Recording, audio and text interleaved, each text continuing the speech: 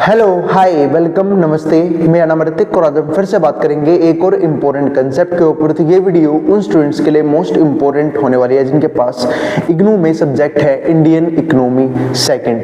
तो चलिए शुरू करते हैं आज की वीडियो को। और इस कंप्लीट सीरीज का सब्जेक्ट कोड रहने वाला है BECE 146। चाहे वो BA प्रोग्राम के बच्चे हैं, चाहे वो ऑनर्स के बच्चे हैं, उनके लिए सीरीज काफी इंपॉर्टेंट होने वाली है। और यहाँ पे हम आज पहली वीडियो में बात करेंगे यूनिट नंबर फर्स्ट के इंट्रोडक्शन के बारे में, यानी कि ब्लॉक नंबर फर्स्ट की हम शुरुआत कर रहे हैं जहां पे हम बात करेंगे मैक्रो इकोनॉमिक पॉलिसीज के बारे में, जिसमें हमारा यूनिट नंबर 1 क्या होगा, मॉनेटरी पॉलिसी क्या होती है। तो ये सब कुछ हम डिस्कस करेंगे इस कंप्लीट वीडियो के अंदर। तो शुरू करते हैं आज का कंसेप्ट। और इस कंप्लीट सीरीज के नोट्स भी ऑलरेडी प्रिपेयर हो चुके हैं with important question answer PDF। जिन बच्चों को नोट्स परचेज करने हैं वो इस नंबर पे जाए 9667836336 व्हाट्सएप करके नोट्स भी ले सकते हैं। जैसे कि हम कंसेप्ट की बात कर रहे हैं मैक्रो इकोनॉमिक पॉलिसीज के बारे में, तो हम सब जानते हैं हम इकोनॉमिक्स पढ़ते क्यों हैं, है ना। अब आप में से कई बच्चे बोलेंगे भैया एग्जाम में नंबर लेने के लिए, ऐसा कुछ नहीं होता। हम जब सब्जेक्ट पढ़ते हैं तो इसका मतलब ये है कि उसका कोई ना कोई हमारी लाइफ में यूज भी होगा। और इकोनॉमिक्स का तो बहुत ज्यादा यूज है, क्योंकि इकोनॉमिक्स और फाइनेंस में हम सबके सब जो है डील करते हैं, तो ऐसे केसेस में उसका यूज और ज्यादा बढ़ जाता है। क्योंकि इकोनॉमिक्स मेन पढ़ने का रीजन पता है क्या था, कि रिसोर्सेज जो है वो क्या है, लिमिटेड, लेकिन हमारी वांट्स, हमारी डिजायर्स, हमारी चाहतें क्या हैं, अनलिमिटेड। तो ऐसे केसेस में यहाँ पे एक गैप होता है। तो उस गैप को खत्म करने के लिए या फिर अपने रिसोर्सेज को बेस्ट तरीके से यूज करने के लिए, ठीक है, हम जो है वो इकोनॉमिक्स को समझते हैं, इकोनॉमिक्स को पढ़ते हैं। क्योंकि इस दुनिया में चाहे कंज्यूमर हो, चाहे प्रोड्यूसर हो, चाहे इन्वेस्टर हो, कोई भी पर्सन हो, उसके पास रिसोर्सेज अनलिमिटेड नहीं है। एक कंज्यूमर ये सोचता है कि अपनी लिमिटेड रिसोर्सेज, लिमिटेड इनकम को इस तरीके से यूज कर पाऊं कि अपने सेटिस्फैक्शन को मैक्सिमम कर पाऊं। सेम ऐसे ही एक प्रोड्यूसर क्या सोचता है कि अपने पैसे को इस तरीके से यूज कर पाऊं कि अपने प्रॉफिट को मैक्सिमम कर पाऊं।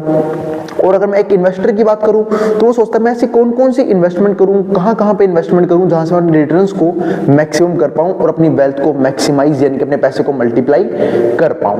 तो हमेशा जो है ना, जो भी पर्सन अलग अलग इकोनॉमिक एक्टिविटीज में इन्वॉल्व है, चाहे वो कंज्यूमर्स हों, चाहे वो प्रोड्यूसर्स हों, चाहे वो इन्वेस्टर्स हों, सबके पास लिमिटेड पैसा होने की वजह से वो लोग सोचते हैं कि अपने रिसोर्सेज को, अपने पैसे को बेस्ट तरीके से वो यूज कर पाए।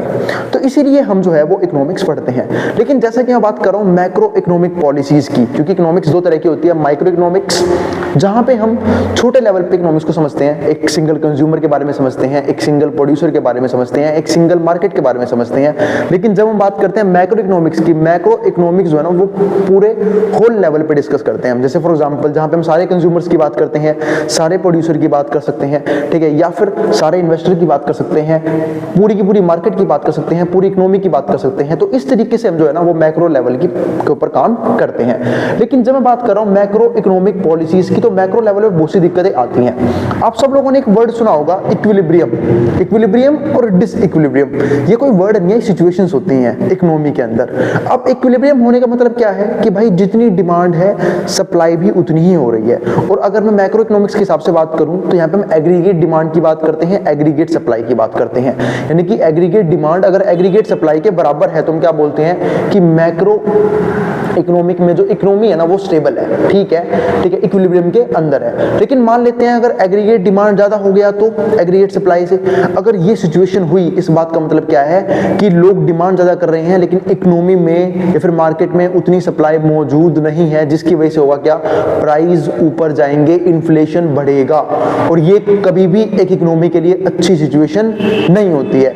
अगर एक इसके उल्टे सिनेरियो की बात करूं, यानी कि जहां पे एग्रीगेट डिमांड क्या है, कम है, ठीक है, एग्रीगेट डिमांड कम है और एग्रीगेट सप्लाई क्या है, ज्यादा है, तो ऐसे केसेस में क्या होगा, डिफ्लेशन होगा। यानी कि इकोनॉमी में लोग उतने प्रोडक्ट, उतने गुड्स, उतने सर्विस की डिमांड ही नहीं कर पा रहे जितने की सप्लाई क्या है, मौजूद है। तो ये भी क्या है, बनती है इकोनॉमी के लिए एक प्रॉब्लम ही बनती है। तो ये दोनों अलग अलग सिचुएशंस हैं इकोनॉमी के लिए ऐसी, जो कहीं ना कहीं इकोनॉमी के अंदर प्रॉब्लम खड़ा करती है। तो ऐसे केसेस में गवर्नमेंट या फिर जो RBI है, जो हमारे देश का क्या है सेंट्रल बैंक, वो अपनी पॉलिसीज को यूज करता करते हैं और कहीं ना कहीं इन सिचुएशंस को कंट्रोल या फिर काबू में करने की कोशिश करते हैं। जैसे आरबीआई मॉनेटरी पॉलिसी यूज करता है, गवर्नमेंट फिजिकल पॉलिसी यूज करते हैं, ठीक है, और इस तरीके से कहीं ना कहीं मार्केट में सिचुएशन कंट्रोल होती है। तो मेनली हमें इस चैप्टर में मॉनेटरी पॉलिसी के बारे में ही पढ़ना है, क्योंकि चैप्टर का नाम ही क्या है, मॉनेटरी पॉलिसी। तो थोड़ा इसको समझते हैं कि मॉनेटरी पॉलिसी यानी कि आरबीआई का सबसे इंपॉर्टेंट हथियार, इसको यूज करके आरबीआई कैसे इकोनॉमी के अंदर हमेशा इक्विलिब्रियम बनाता है। तो समझते थोड़ा इसको। जैसे मान लेते हैं एग्रीगेट डिमांड क्या है, बहुत ज्यादा है।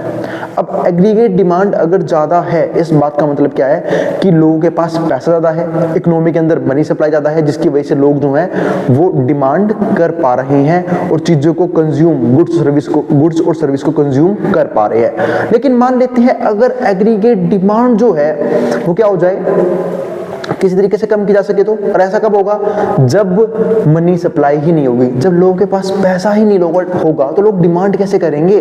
तो वही सेम चीज जो है ना वो यहाँ पे मॉनेटरी पॉलिसी के जरिए किया जाता है। यानी कि मॉनेटरी पॉलिसी का काम क्या होता है कि यहाँ पे हम जो है ना इंटरेस्ट रेट को बढ़ा देते हैं। जब इंटरेस्ट रेट बढ़ जाएगा तो होगा क्या, लोगों के लिए लोन लेना ईजी नहीं होगा, लोगों को लोन पे ज्यादा ब्याज देना पड़ेगा, ज्यादा इंटरेस्ट देना पड़ेगा, जिसकी वजह से लोग लोन लेना बंद कर देंगे। और कहीं ना कहीं अगर इंटरेस्ट रेट ज्यादा होगा तो हो सकता है भाई जो इन्वेस्टर्स हैं वो अपने पैसे को इन्वेस्ट पे ध्यान दें, ठीक है, सेव करें, इन्वेस्ट करें, ठीक है। तो जिसकी वजह से होगा क्या कि कहीं ना कहीं कह सकते हैं कि मार्केट से मनी सप्लाई क्या है वो गायब हो जाएगी। और जब इकोनॉमी से और मार्केट से मनी सप्लाई गायब होगी, इस बात का मतलब ये है कि लोग डिमांड करना क्या कर देंगे, कम कर देंगे, क्योंकि लोगों के पास पैसा ही नहीं होगा। तो इससे इन्फ्लेशन क्या हो जाएगा, कंट्रोल में आ जाएगा। लेकिन अगर मैं बात करूं डिफ्लेशन की, तो डिफ्लेशन होता है किसका, उल्टा सिनेरियो। अगर एग्रीगेट डिमांड क्या है, कम है, और एग्रीगेट सप्लाई क्या है, ज्यादा है, तो ऐसे केसेस में यानी कि लोगों के पास पैसा पहले ही नहीं है। अगर पैसा होता तो लोग कंज्यूम कर रहे होते, लोग डिमांड कर रहे होते, लेकिन दिक्कत क्या है, लोग डिमांड नहीं कर रहे हैं। तो ऐसे केसेस में आरबीआई मॉनेटरी पॉलिसी में इंटरेस्ट रेट को कम कर देती है, ताकि लोगों को लोन लेना सस्ता लगे, लोग जो है लोन ले पाए, ठीक है, और उस लोन लिए पैसे से कंजप्शन को बढ़ा पाए अपनी। और जब कंजप्शन करेंगे तो एग्रीगेट डिमांड अपना भी बढ़ जाएगी और एग्रीगेट सप्लाई के इक्वल आ जाएगी। तो जिस तरीके से क्या हो जाएगा, ये जो हमारे पास प्रॉब्लम थी वो भी खत्म हो जाएगी। और ऐसा किया भी गया था कोविड-19 के टाइम पे, क्योंकि कोविड-19 हम सब ने वो पैंडेमिक देखा हुआ है, ठीक है, कि जहां पे लोगों के पास पैसा नहीं था, लोगों की जॉब नहीं थी, लोगों के पास इनकम के सोर्सेज मौजूद नहीं थे, तो ऐसे केसेस में लोगों ने अपनी डिमांड कम कर दी थी या फिर खत्म कर दी थी। तो जब एग्रीगेट डिमांड कम हो जाएगी तो ऐसे केसेस में करना क्या होगा, इन्फ्लेशन कम हो जाएगा, डिफ्लेशन हो जाएगा, ठीक है। तो ऐसे में क्या किया गवर्नमेंट ने, आरबीआई ने इंटरेस्ट रेट को क्या कर दिया, कम कर दिया, ताकि लोग लोन ले पाए और फिर धीरे धीरे इकोनॉमी जो है वापस ऊपर उठने लग गई। डिफ्लेशन से लोग बाहर आए, इकोनॉमी बाहर आई, और फिर हुआ क्या, उल्टा इन्फ्लेशन चालू हो गया धीरे धीरे, क्योंकि लोन लेना बहुत सस्ता हो गया था। तो वापस गवर्नमेंट ने जो रेट ऑफ इंटरेस्ट है उसको ठीक कर लिया, जैसे ही इकोनॉमिक सिचुएशन कंट्रोल में आ गई। और इस तरीके से कहीं ना कहीं जो मॉनेटरी पॉलिसी है ना वो हेल्प करती है अलग अलग इकोनॉमिक सिचुएशंस को कंट्रोल करने में, कंट्रोल में रखने में। उम्मीद है आपको यहां तक सब कुछ अच्छे से समझ में आ गया है। फिर भी कोई भी डाउट बच जाए, कोई भी क्वेरी बच जाए, आप कमेंट बॉक्स में कमेंट जरूर करेंगे, मैं उन क्वेरीज को सोल्व करने की पूरी कोशिश करूंगा। अब थोड़ा सा और समझते हैं इसके बारे में। बाकी तो क्योंकि मॉनेटरी पॉलिसी सिर्फ इतना ही नहीं होता, ये एक बेसिक कंसेप्ट था मॉनेटरी पॉलिसी का, ठीक है, और बाकी तो मॉनेटरी पॉलिसी को डीप में पढ़ेंगे ही। अब धीरे धीरे करके चीजों को और ज्यादा समझते हैं और क्या होता है हमारे पास। तो लर्निंग ऑब्जेक्टिव्स देखते हैं। तो हमारे पास ये 6 लर्निंग ऑब्जेक्टिव हैं जो हमें समझने हैं इस कंप्लीट चैप्टर के अंदर, ठीक है। तो पहला पॉइंट समझते हैं, state the broad macroeconomic objectives of monetary policy. हमें मैक्रो इकोनॉमिक ऑब्जेक्टिव समझने होंगे किसके, मॉनेटरी पॉलिसी के। यानी कि मैक्रो इकोनॉमिक लेवल पे हम जो है वो मॉनेटरी पॉलिसी को क्यों यूज करते हैं, क्या ऑब्जेक्टिव्स हैं यूज करने के, क्या फायदे होते हैं यूज करने के, वो सब हम देखेंगे। इसके अलावा हमारे पास दूसरा पॉइंट क्या आता है, concepts behind the sources of money supply, कि कौन कौन से कंसेप्ट्स हैं, ठीक है, जिसके जरिए जो है मनी सप्लाई को हम समझते हैं, या फिर मनी सप्लाई कौन कौन से सोर्सेज हैं, वो सब कुछ हम डिस्कस करेंगे अगली वीडियो में। क्योंकि अगली वीडियो में हम बात करेंगे सिर्फ और सिर्फ मनी सप्लाई के बारे में, कि मनी सप्लाई किस किस तरीके से इकोनॉमी के अंदर होती है। इसके बाद तीसरा पॉइंट क्या आता है, aggregate bank deposit and directly proportional to reserve money and inversely proportional to sum of CRR, cash reserve ratio and liquid cash in the economy. तो हम इसको समझेंगे कि जो एग्रीगेट बैंक डिपॉजिट है वो डायरेक्टली प्रोपोर्शनल होता है किसके, रिजर्व मनी के, यानी कि जितनी ज्यादा रिजर्व मनी रहेगी उतना ज्यादा बैंक डिपॉजिट होगा, और इनवर्सली प्रोपोर्शनल यानी कि उल्टा रिलेशन होता है sum of CRR cash reserve ratio और लिक्विड कैश के साथ इन द इकोनॉमी। इसके बाद फोर्थ पॉइंट क्या आएगा, explain the instruments of monetary policy, यानी कि मॉनेटरी पॉलिसी के अंदर कौन कौन से टूल्स होते हैं, कौन कौन से इंस्ट्रूमेंट्स होते हैं, वो सब भी हम डिस्कस करेंगे। अभी तो हमने सिर्फ और सिर्फ इंटरेस्ट रेट के बारे में बात की थी। इसके बाद फिफ्थ पॉइंट क्या आता है, outline the process of monetary transmission mechanism with its consequent impacts on GDP and the employment level. फिर हमें मॉनेटरी ट्रांसमिशन मैकेनिज्म समझना पड़ेगा, क्योंकि इसका इंपैक्ट हमारी जीडीपी के ऊपर भी पड़ता है। जीडीपी पता है ना सबको क्या होता है, ग्रॉस डोमेस्टिक प्रोडक्ट। अगर मैं इसको डिफाइन करूं तो इस बात का मतलब ये होता है कि एक फाइनेंशियल ईयर के अंदर, एक टेरिटरी के अंदर, एक कंट्री के अंदर जो भी गुड्स और सर्विसेज प्रोड्यूस हो रही हैं उन सबकी फाइनल वैल्यू के सम को हम जीडीपी बोल के चलते हैं।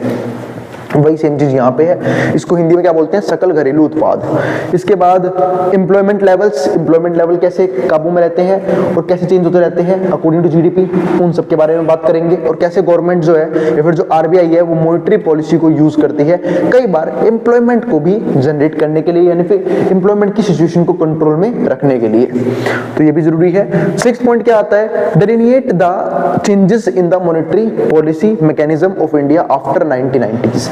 हमें समझना ये पड़ेगा कि 1990 के बाद मॉनेटरी पॉलिसी में कौन कौन से चेंजेस किए गए, कौन कौन से चेंजेस आए, वो सब कुछ हम डिस्कस करेंगे। और मतलब कैसे हिस्ट्री से लेके अब तक मॉनेटरी पॉलिसी चलती आ रही है, क्योंकि हमेशा इकोनॉमिक कंडीशंस, इकोनॉमिक सिचुएशंस किसी भी इकोनॉमी की, किसी भी कंट्री की एक जैसी नहीं होती है। जैसे जैसे उसमें चेंजेस आएंगे हमें अपनी पॉलिसी में भी चेंज करना पड़ता है। तो वही सेम चीज हमें देखना है कि हिस्ट्री में मॉनेटरी पॉलिसी कैसी थी, अब मॉनेटरी पॉलिसी कैसी है, और आगे भी जाके और चेंजेस होते रहेंगे इकोनॉमिक कंडीशंस और इकोनॉमिक सिचुएशंस के अकॉर्डिंग।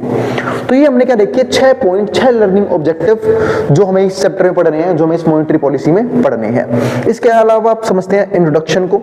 तो monetary policy seeks to achieve multiple objective, यानी कि मॉनेटरी पॉलिसी को हम मल्टीपल ऑब्जेक्टिव को अचीव करने के लिए यूज करते हैं। लाइक इकोनॉमिक स्टेबिलिटी, अगर इकोनॉमी के अंदर स्टेबिलिटी चाहिए तो उसके लिए यूज कर सकते हैं। ग्रोथ के लिए यूज कर सकते हैं, जैसे भाई इकोनॉमी में स्टेबिलिटी कब रहेगी, जब एग्रीगेट डिमांड और एग्रीगेट सप्लाई दोनों बराबर हों।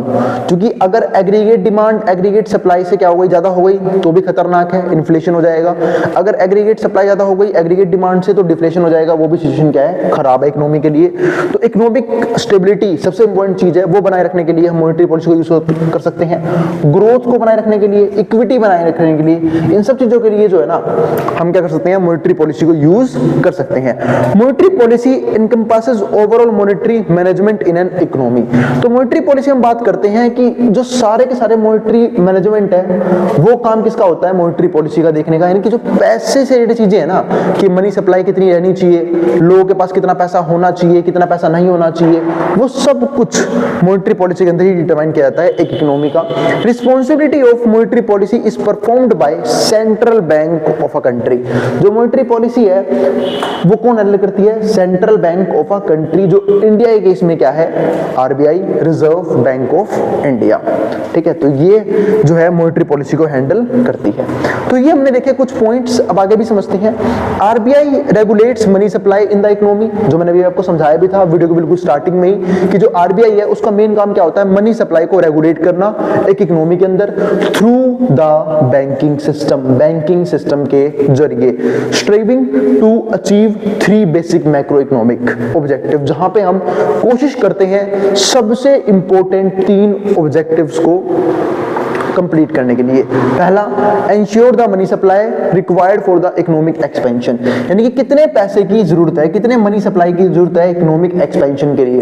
क्योंकि हमेशा इकोनॉमिक स्टेबिलिटी से काम नहीं चलता, इकोनॉमी को ग्रोथ भी तो करवानी होती है, टाइम के साथ इकोनॉमिक ग्रोथ भी होनी चाहिए, जीडीपी ग्रोथ होनी चाहिए, एम्प्लॉयमेंट जनरेट होना चाहिए। तो उन सब केसेस में मॉनेटरी पॉलिसी काम आती है। तो पहला पॉइंट यही होता है कि भाई कितना पैसा, कितना मनी सप्लाई जो है वो इकोनॉमी के अंदर रहना चाहिए, ताकि जो इकोनॉमी है वो एक्सपेंड कर सके, ग्रो कर सके।